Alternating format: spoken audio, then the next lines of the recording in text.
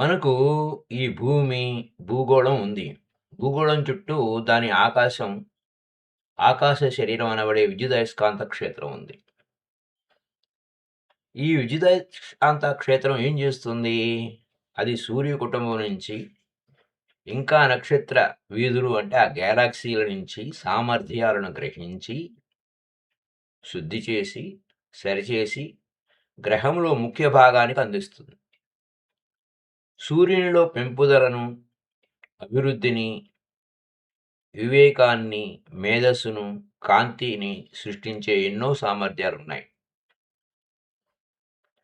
ఇవన్నీ సూర్యుని నుండే వస్తాయి.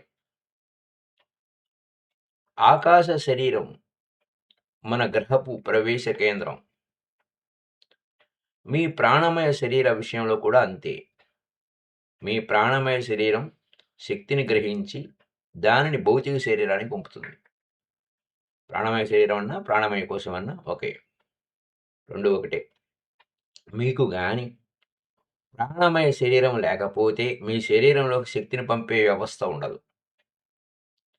అలాగే భూమి చుట్టూ ఆరా ఉంటుంది. భూమి ఇతర వాటి నుంచి వచ్చి ఆ ఎనర్జీస్ అన్నీ భూమి గ్రహిస్తుందన్నట్టు. మీ అందరికీ సూక్ష్మ శరీరం ఉంది. భౌతిక దేహానికి వచ్చే అనారోగ్యాలలో చాలా వాటికి సూక్ష్మ శరీరంలోని అలజడి ఫలితమని భవిష్యత్తులో మనుషులు తెలుసుకుంటారు అని సూక్ష్మ శరీరం గురించి చెప్తూ గొప్ప బోధకులు అంటుంటారు. మీకు మీ గ్రహానికి జీవంతో ఉన్న దేనికైనా సూక్ష్మ శరీరం ఎంతో ముఖ్యమైనది. అంటే మనం నివసించే భూమికి కావచ్చు, మనము కావచ్చు, ఏ ప్రాణి అయినా కావచ్చు. కనీసం ఒక ఆకుకు కూడా సూక్ష్మ శరీరం ఉంటుంది. కిర్లియన్ ఫోటోగ్రఫీ ద్వారా ఈ ఆకుల యొక్క విద్యుదయస్కాంత క్షేత్రాల ఫోటో తీసినప్పుడు వాటిలో కొన్ని అనారోగ్యంగాను, కొన్ని ఆరోగ్యకరంగాను చూస్తాం. సూక్ష్మ శరీరం ఆరోగ్యంగా లేకపోతే దాని భౌతిక భాగం కూడా ఆరోగ్యంగా ఉండదు. సూక్ష్మ శరీరంలో ఎన్నో కేంద్రాలుంటాయి. భూగోళంపై ఎన్నో శక్తి క్షేత్రాలు, శక్తి సుడులు, తుఫానులాగా శక్తి వర్షించబడే స్థలాలు ఉంటాయి. నిజానికి 7 కేంద్రాలు, ఎన్నో చిన్న కేంద్రాలు ఉన్నాయి. ఈ కేంద్రాలు సూక్ష్మతత్వాలలో నిర్మించబడి ఉంటాయి. ఈ ఆకాశ గోళంలో నివసించే తత్వాలు సామూహిక నిర్మాణ కేంద్రాలు. అయితే ఈ ఆకాశ కేంద్రాలు గ్రహం యొక్క ఆకాశ శరీరంలోని చిన్న జీవ భాగాలతో తయారు చేయబడ్డాయి. ఆకాశతలంలో చాలా ఎక్కువ మానవ ఉనికి ఉంది. మనుషులు తమ భౌతిక శరీరం వదిలినప్పుడు కొంతమంది సూటిగా అక్కడికి వెళతారు. ఆత్మహత్య చేసుకున్న వారు, హఠాత్తుగా మరణించిన వారు, హత్య చేయబడిన వారు ఎక్కువగా ఆకాశతలంలోకి వెళుతూ ఉంటారు. తెలుసుకోవలసిన ఇంకొక ముఖ్య విషయం ఏంటంటే, ఈ ఆకాశ తలములోని ప్రజలలో ఒక భాగం గర్భస్రావాల వల్ల ఏర్పడిన పిల్లలు. గర్భస్రావం చేయించుకున్న వారికి ఇది చాలా చెడ్డ వార్త. ఈ పిల్లలు అక్కడ 70, 80, 90 సంవత్సరాల పాటు అక్కడ అతుక్కుని ఉండిపోతారు. కర్మ మీ చేతల, ఉద్వేగాల, ఆలోచన ఫలితాలను నిర్ణయించే శక్తి నియమం. అంటే మీ ఏ పనులు చేస్తున్నారు, దాని యొక్క కర్మ ఫలితం ఏమిటి, ఉద్వేగాలు ఏ ఎమోషన్స్కి లోనవుతున్నారు, దాని యొక్క ఫలితం ఏమిటి, ఆలోచనలు ఏ రకమైన ఆలోచనలు చేస్తున్నారు, దాని ఫలితం ఏంటి, అవన్నీ అక్కడ రికార్డ్ అయిపోయి ఉంటాయి. అది ఎంతో క్లిష్టమైనటువంటి నియమం.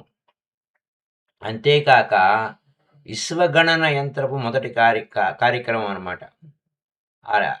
అకౌంట్ బుక్ అక్కడ ఓపెన్ అవుతుంది. అది చాలా పెద్ద కార్యక్రమం, కానీ అతి సూక్ష్మ వివరణలతో ఉంటుంది.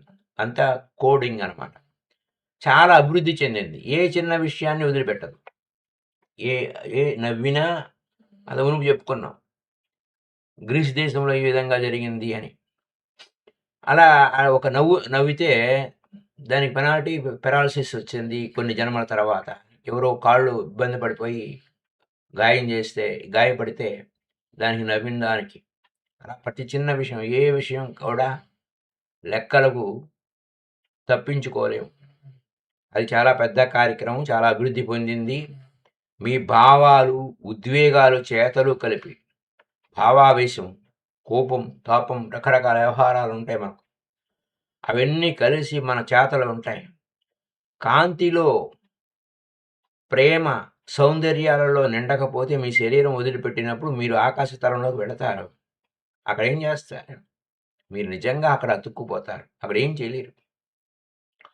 మనం భౌతిక తలములో ప్రారంభించని దేనిని సూక్ష్మ శరీరంలోనూ, ప్రాణమయ శరీరంలోనూ, మనోమయ శరీరంలోనూ చేయలేము.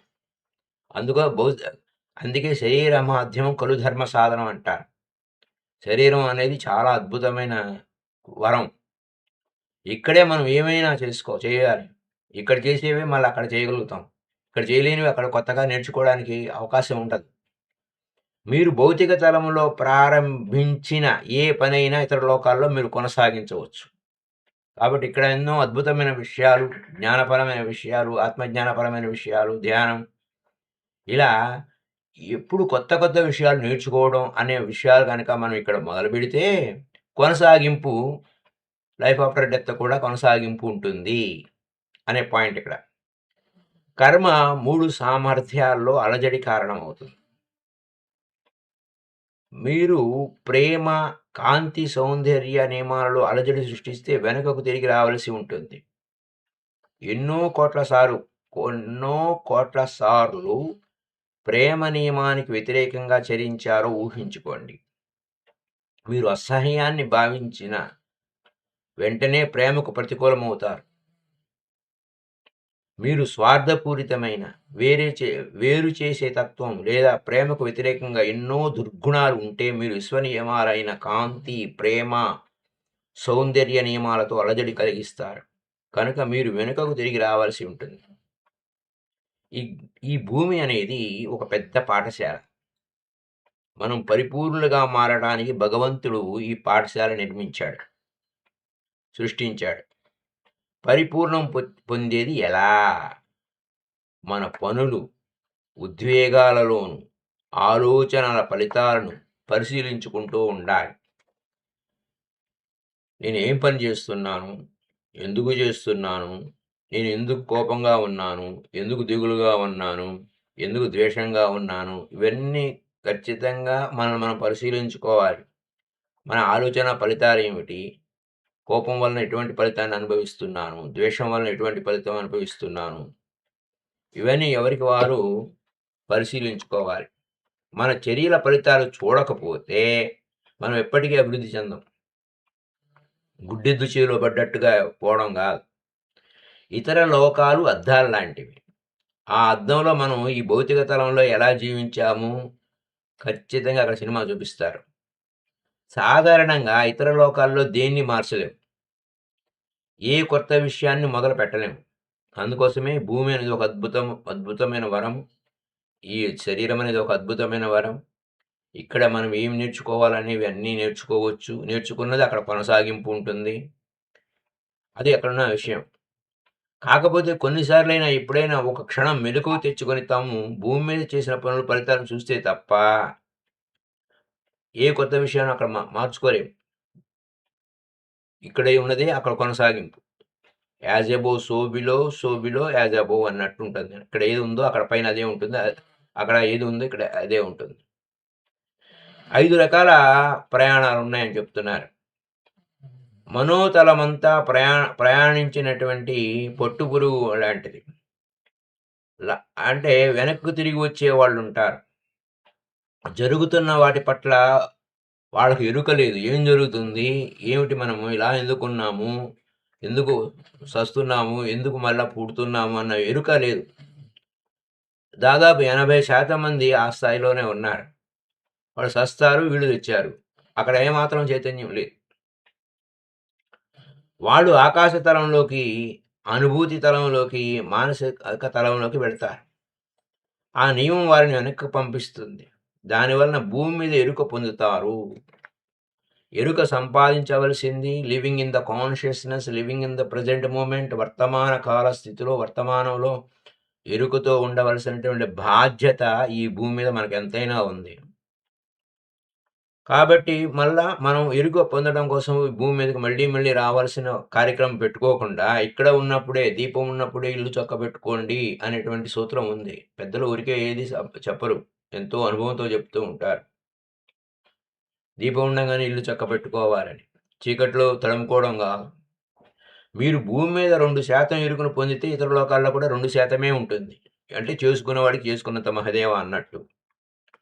అది భౌతిక తలం మీద మీ జీవితంపై ఆధారపడి ఉంది. మీరు ఎలా జీవిస్తున్నారు? ఎందుకు జీవిస్తున్నాం? ఏ విధంగా జీవిస్తున్నాం? ఎలా ఉన్నాం? ఏమిటి? అన్న ఎరుక, పరిపూర్ణమైన శ్రద్ధ మీ పట్ల మీకు అనేది చాలా ఇంపార్టెంట్. మీరు ఇతర లోకాల్లో ఇక్కడ ఇక్కడ లేకపోతే అక్కడ లేదు. ఇతర లోకాల్లో అధిపతిగా ఉండలేరు. ఎందుకంటే మీ జీవితమే ఇక్కడ ఎలా ఉండాలో అలా ఉంటేనే అక్కడ ఏదైనా సాధించగలుగుతాం. మీ పరిణామాన్ని ఇతర లోకాల్లో కొనసాగించలేరు. ఇక్కడ లేదు గాబట్టి. మీ పరిణామం కేవలం భౌతిక తలం మీదే కొనసాగుతూ ఉంటుంది.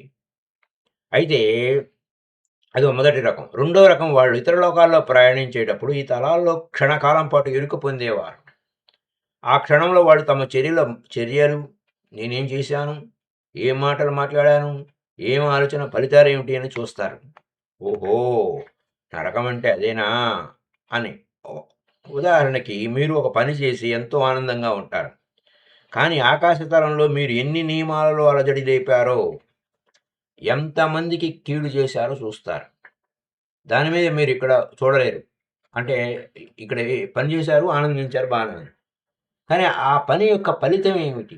ఇతర లోకాలలో అనేక తరాలలో దాని యొక్క వైబ్రేషన్స్ ఏమిటి? దాని యొక్క ప్రతిధ్వని ఏమిటి? ఎకో ఏమిటి? అనే పాయింట్ ఉదాహరణకి ఎగ్జాంపుల్ ఏంటంటే, మీరు ఒక బాణాన్ని సంధిస్తే అది పొలాల్లోకి పోయిందనుకుందాం. ఆ పొలాల్లో పోవడం వలన ఎన్ని కీటకాలు చంపింది, ఎన్ని పూలను తెంపింది, ఎన్ని మొక్కలను నాశనం చేసింది, క్రమంగా అది ఎక్కడికో చేరింది. అది పూర్తయిపోయిందని మనం అనుకుంటాం. కానీ మీ మాటలు అనేటువంటి వాడి అయిన బాణాలు కావచ్చు, చేతలు కావచ్చు, ఆలోచనలు కావచ్చు, హానికరంగా కానీ, వినాశకరమైన గానీ అయితే నిరంతరం నష్టం కలిగిస్తూనే ఉంటాయి. చైతన్యం పొందిన వ్యక్తి ఇతర లోకాల్లో తన చర్యల ఫలితాలు చూస్తాడు. ఓహో! ఇలా ఉంటే అక్కడ ఎలా ఉంది అని. ఎరుకతో జీవించడం అంటే మీరు చేస్తున్న వాటి ఫలితం ఏమిటో తెలుసుకోవటం. కాజ్ అండ్ ఎఫెక్ట్ అనే పాయింట్ ఆఫ్ వ్యూలో మన మనోశక్తి అనే పాయింట్ ఆఫ్ వ్యూలో కూడా మనం కొన్ని విషయాలు చెప్పుకున్నాం. స్వాధ్యాయం ఛానెల్‌లో. ఏంటంటే కన్సీక్వెన్సెస్ ఆఫ్ అవర్ థాట్ అనేది ముందు మనకు తెలియాలి. ఒక ఆలోచిస్తున్నామంటే నీకేది కావాలో దాన్ని ఆలోచించాలి. కానీ అక్కర్లేనిది ఆలోచిస్తే అక్కర్లేనిది సృష్టింపబడుతుంది. తత్ఫలితం ఇక్కడ ఇహము, పరము 2 చెడిపోతాం అనే పాయింటే ఇక్కడ పాయింట్. ఇక్కడ బాగాలేదు అంటే అక్కడ బాగోదు. ఇహము, పరం రెండిటికి చెడు రావడైపోతాం అన్నట్టు. ఇది ఎంతో ముఖ్యమైనది. ఒక మనం కాన్సిక్వెన్సెస్ ఏంటి? తదనంతర పరిణామం ఏమిటి? అన్న విషయం మనకు తెలియాలి. అంటే భౌతికమైనటువంటి జీవితంలో నువ్వు ఊరెళ్ళాలి అనుకున్నావు. ఏ ఊరెళ్ళాలో ముందు నువ్వు నిర్ణయించుకొని ఊరెళ్ళటానికి మనం బస్ స్టాండ్‌కెళ్ళామనుకోండి. ఏ ఊరు పలానా ఊరెళ్ళాలండి బస్సు ఎక్కడ ఆగుతదని కనుక్కోవాలి. అలా కనుక్కొని ఆ ఊరికి వెళ్ళే బస్సు ఎక్కుతావు, వెళ్తావు. లేదా ట్రైన్ ఎక్కుతావు, వెళ్తావు. అంటే మనం ఎంచుకునేదప్పుడు. అలాగే మన జీవితంలో ఒక ఆలోచన యొక్క ఫలితం ఏమిటి? నేను ఇది ఆలోచిస్తే దాని ఫలితం ఏమిటి? అని ఉండాలి. మాట్లాడితే ఈ మాట యొక్క ఫలితం ఏమిటి? ఈ పని చేస్తే ఫలితం ఏమిటి? అన్న విషయమే.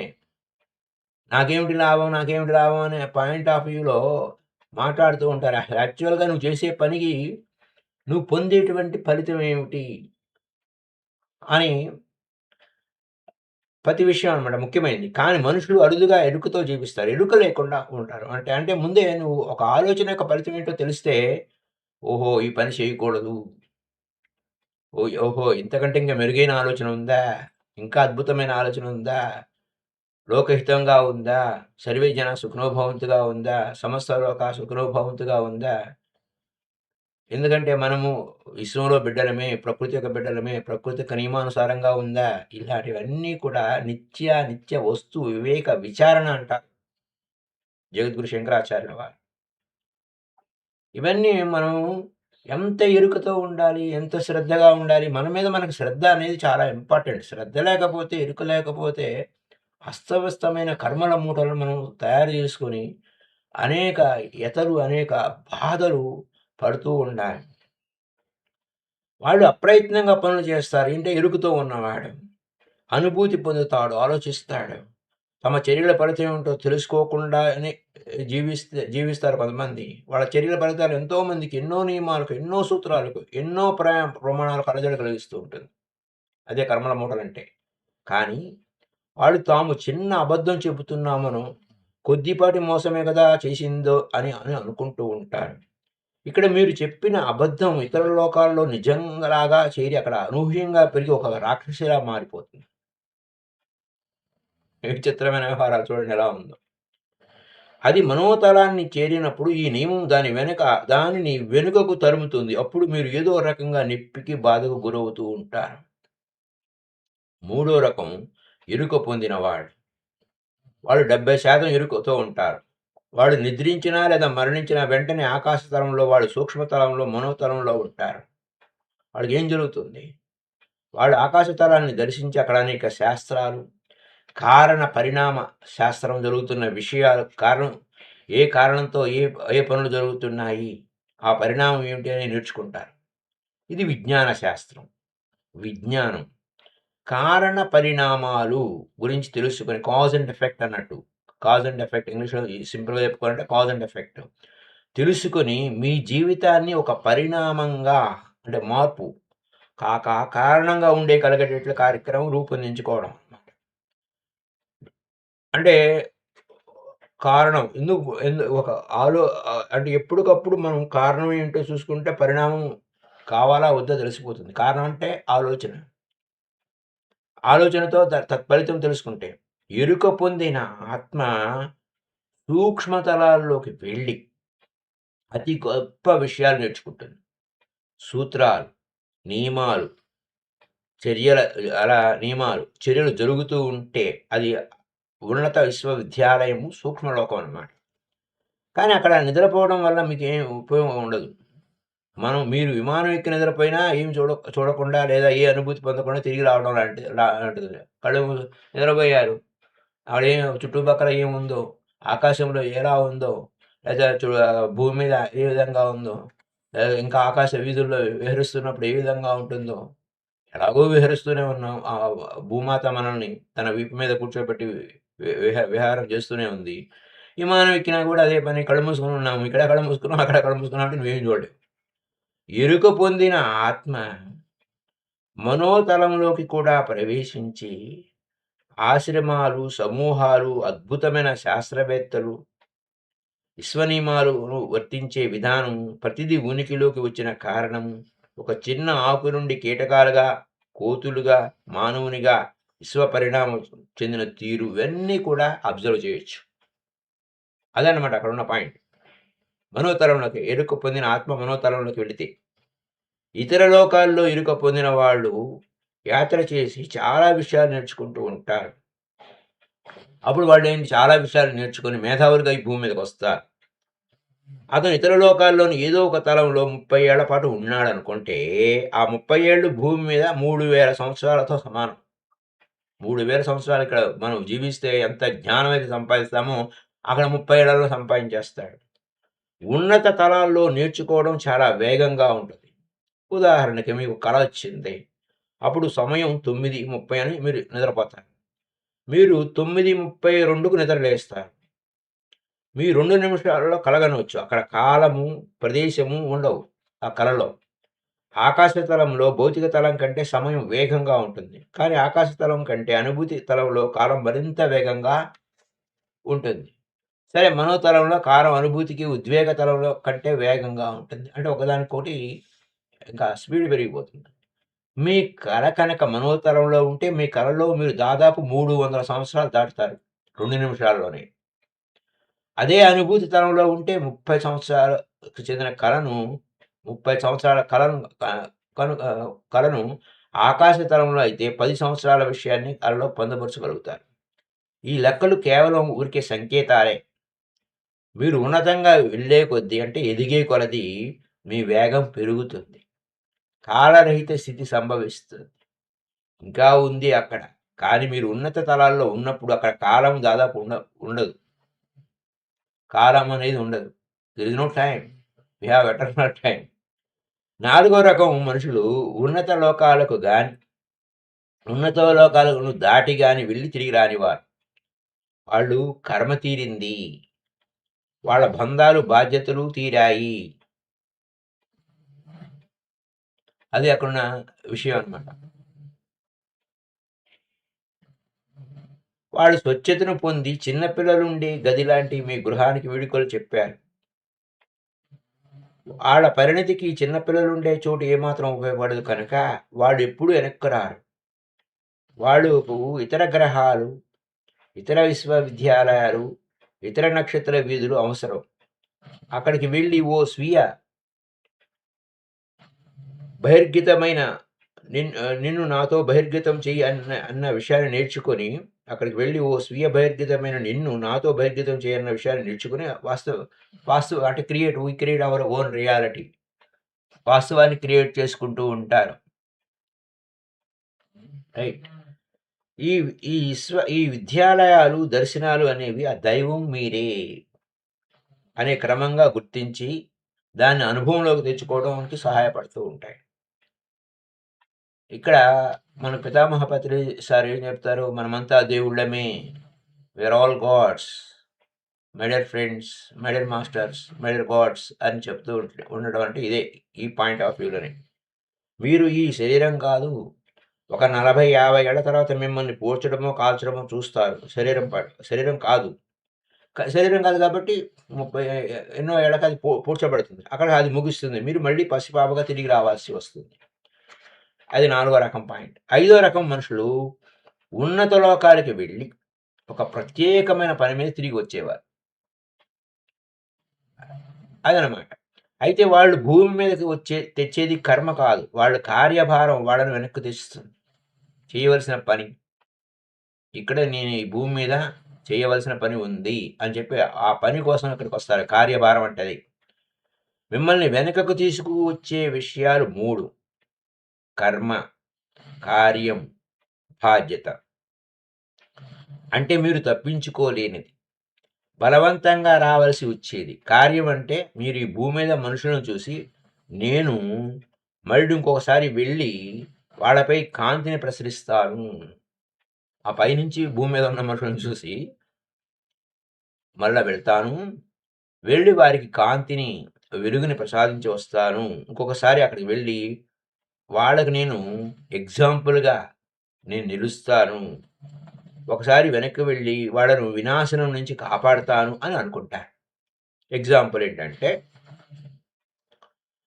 అట్లేషియన్ అనేటువంటి కాలంలో భూకంపంలో అగ్ని రగులుకొని అట్లాంటిస్ మొత్తం ముక్కలైపోతున్న సమయంలో ఒక గొప్ప వ్యక్తి వచ్చి కొంతమంది ప్రజలను పోగు చేసి వాళ్ళకును హిమాలయాలకు తీసుకెళ్ళాడు.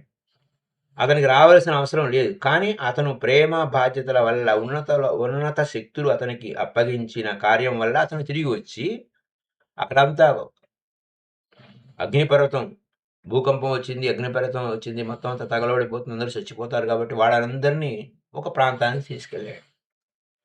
ఇంకొక ఎగ్జాంపుల్ ఏంటంటే మీరు ఉన్నత లోకాల్లో విశ్రాంతి తీసుకుంటూ ఉన్నారు. మీరు ఈ విశ్వంలో విశ్వధర్మాల బాధ్యతలో ఉన్నారు. అప్పుడు మీ అధిపతి మీతో క్రిందకి వెళ్ళి ఒక ఓడను నిర్మించి కొన్ని కోట్ల మందిని జలప్రళయం నుంచి కాపాడు, రక్షించి హిమాలయాలకు తీసుకుని వెళ్ళమని చెప్తాడు. ఇది ఒక కార్యం. రైట్. కర్మ, కార్యం. తర్వాత ఈ కార్యం మీకు ఉన్నత శక్తులచే అప్పచెప్పబడింది. అంటే ఇక్కడ మనం ఇక్కడ ఏదో ఉద్యోగమో, సద్యోగమో లేదా వ్యాపారమో చేసుకున్నాము అనుకున్నాము. ఇక్కడ ఎలా బాధ్యతగా ఉంటామో ఇక్కడ మనకి నిరంతరం వర్క్ అనేది కంటిన్యూగా ఉంటూనే ఉంటుంది. అక్కడ కూడా బాధ్యతలు ఉంటాయి అనే పాయింట్ ఆఫ్ వ్యూలో ఎంత ఇక్కడ ఎదిగితే ఇంకా అక్కడ అంత ఎదుగుతామనే పాయింట్‌లో మాట్లాడుకుంటున్నాం. ఇక్కడ బాధ్యత అనేది నువ్వు భావించవలసింది. కర్మ నియమం మీరు విత్తుకున్న ఫలాలే కోసుకునేటట్టు చేస్తుంది. అంటే కర్మ నియమం అంటే 3 పాయింట్లుగా మాట్లాడుకున్నాం. కర్మ, కార్యం, బాధ్యత. ఇక్కడ కర్మ నియమం ఏంటి? ఏది విత్తుకుంటే అది కోసుకుంటూ ఉంటాం. అలా కాకుండా మనం అద్భుతమైన విషయాలను ఇంకా పెంపొందించుకుంటే వేరేగా ఉంటుంది. ఓకే. ఇంకో పాయింట్ ఏంటంటే మీరు భౌతిక తలంలో ఉన్నప్పుడు 3 రకాల పొరపాట్లు చేస్తారు. వీటిని మతం, పాపాలు ఉంటుంది. మనం దానిని కర్మ అంటాం. కర్మ అంటే ఇప్పుడు ప్రతిచర్యను ఉత్పత్తి చేసే చర్య. కాజ్ అండ్ అంటే లా ఆఫ్ రివర్స్ ఎఫెక్ట్ అన్నట్టు. Law of reaction Newton's third rule every action there is opposite and equal reaction అన్నట్టుగా ఉంటుంది. ఇంకో పాయింట్ వస్తే ఆ 3 రకాల పొరపాట్లు ఏమిటంటే ఆలోచనలో పొరపాటు. పొరపాటు ఆలోచన చేయకూడదు. కానీ పొరపాటు ఆలోచన చేశాం. భావాలలో పొరపాటు, ఎమోషన్స్‌లో. మాటల్లో పొరపాట్లు, చర్యల్లో పొరపాట్లు, ఆలోచన మాట, అనుభూతి, చర్య లేకుండా ఏది చలించదు అనమాట. ఇదేంటంటే మళ్ళా ఇంకోసారి చెప్పుకున్నాం. ఎందుకంటే ఇదంతా మ్యాథమెటిక్స్ లాగా ఉంటుంది వ్యవహారం. 3 రకాల పొరపాట్లన్నాడు. ఏమిటి ఆ 3 రకాల పొరపాట్లు? ఆలోచనలో పొరపాటు. 3 రకాల పొరపాట్లేమంటే ఆలోచనలో పొరపాటు, భావాలలో పొరపాట్లు, మాటల్లో పొరపాట్లు. ఆలోచనలో పొరపాటంటే యద్భావం తద్భవతి ప్రకారం భావాల్లో పొరపాట్లంటే మాట తీరు ఎలాగా ఉంది, చర్యల్లో ఉంది. మనసా వాచా కర్మణ. అంటే అంతో పాటే ఆలోచన ద్వారా మాట వస్తుంది. మాట ద్వారా అనుభూతి. చర్య లేకుండా ఏది చలించదు. ఏదైనా చలించాలంటే ముందు ఆలోచన రావాలి. ఆలోచన తర్వాత మాట, అనుభూతి, తర్వాత పని. పని చేయాలంటే ముందు కదలిక రావాలి. ఈ మాటలు విశ్వమంతా ప్రయాణించి మనం చేసే మాటలు విశ్వమంతా ప్రయాణించి విశ్వంలో ఒక ఫలితాన్ని సృష్టిస్తున్నాయి. మీరు కొన్ని ఫలితాలు స్వీకరించినప్పుడు మీరు కూడా కొన్ని కారణాలను సృష్టిస్తారు. ఉదాహరణకు ఎగ్జాంపుల్ ఇక మీదట దొంగతనం చేయవద్దు అని నేను మీకు చెప్తే మీరు నేను చేయను అన్నారనుకోండి. ఆ నియమాన్ని పాటించడం ద్వారా మీరు ఒక కారణంగా మారుతారు. ఆ తర్వాత మీరు ఎన్నడూ దొంగిలించలేదు. ఒక కారణంగా మారారు. మీరు ఆ పరిణామాన్ని తీసుకొని దానిని అవగాహన చేసుకొని దానిని కారణంగా మార్చారు. దాంతో మీరు కొత్త కారణంతో మీరు మీ జీవితాన్ని మార్చుకుంటారు. ఎగ్జాంపుల్ అది. దొంగతనం అంటే దొంగతనం ఇంక మిగతా చాలా పనులుంటాయి గదా! అలాగే ఈ గ్రహం మీద అంటే భూమి మీద మీకు ఆలోచనలుంటాయి, ఉద్వేగాలుంటాయి, క్రియలుంటాయి. ఇవన్నీ మానవ బంధాలను ఏర్పరుస్తూ ఉంటాయి. మనం పరస్పరం సమాచారం ఎలా చెప్పుకుంటూ ఉంటాం, మాట్లాడుకుంటాం ఈ మూడిటి ద్వారా. మా ఆలోచనల ద్వారా, ఉద్వేగాల ద్వారా, పనుల ద్వారా. మీ చర్యలు కర్మను తయారు చేస్తే మీరు దాన్ని తీర్చాలి. కర్మ ఫలితాలను ఆకాశతలంలో మీరు చూస్తారు. ఏం జరిగింది? నేనేం చేశాను అనేది.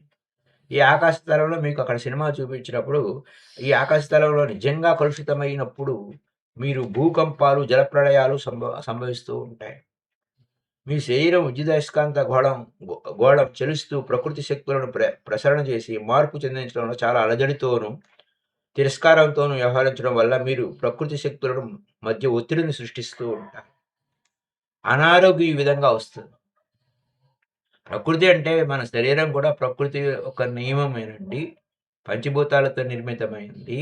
కాబట్టి ఇక్కడ అనంగానే మనం ఏదో ప్రళయం అక్కడ భూమి మీద ప్రళయం సృష్టిస్తున్నామా, మనం రాక్షసులమా అనే భావన వద్దు.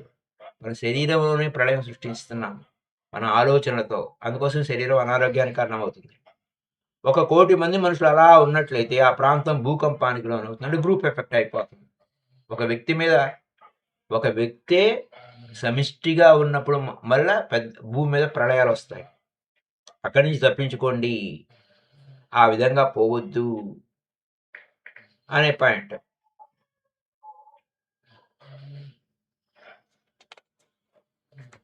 ఇలా సూక్ష్మ శరీరం అనేక విధాలుగా మనకు అనేక పాయింట్లు మనం చెప్పుకుంటూ ఉంటాయి. సో మై డియర్ ఫ్రెండ్స్, ఒకేసారి చెప్పినా ఇది క్రమక్రమంగా చెప్పుకునే చిన్న చిన్న పాయింట్లుగా చెప్పుకుంటేనే మనకు బాగుంటుంది. So thank you. Happy day to you all. Bye.